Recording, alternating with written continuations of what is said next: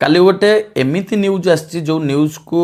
माने जो फैसलाटी कोर्ट रे हिची ताकू rarest of the rare case बोली कहा जाउची काहे कि ना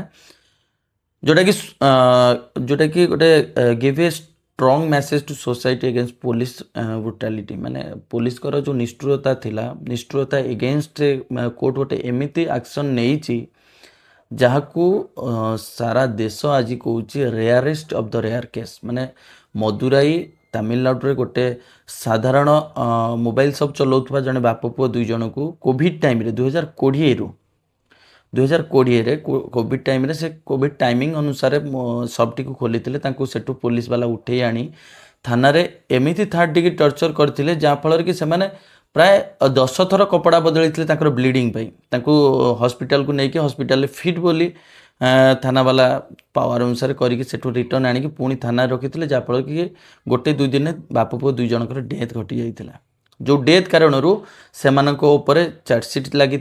सेटा सीआईडी सीबीआई द्वारा तदंत पर जना पड़ा यही कारण डेथ होती ओभर माने टर्चर करने द्वारा इंटरनाल ब्लीडिंग है ऑर्गन फेलुअर हो जाता जहाँफल कि डेथ होता से तार सबु प्रकार प्रमाण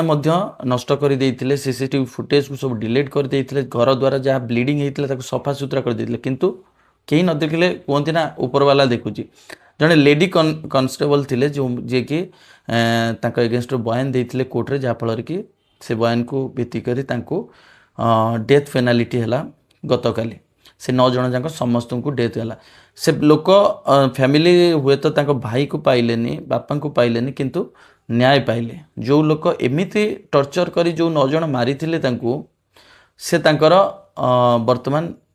फांसी दंडरे दंडादिष्ट हो जाइछन्ति ए जिनसटा गोटे स्ट्रॉन्ग मैसेज दूची सोसाइटी को कि जो पुलिस ऑफिसर माने ताको पावर को मिस यूटिलाइज करी लोक मानको टर्चर करांती डरांती धमकांती निजर फायदा पाई से बहुत किसी मिस यूटिलाइज करती पावर को बर्तमान ता अगेंस्ट एटा गोटे स्ट्रॉन्ग मैसेज गला सोसाइटी को तो आग को अनुरोध पावर मिस यूटिलाइज करंतु नहीं पावर को यूटिलाइज करंतु जोठी लोक माने टर्चर होउचंती लोक मानकर समस्या होची ताको समाधान करंतु ना कि पावर मिस यूटिलाइज करंतु।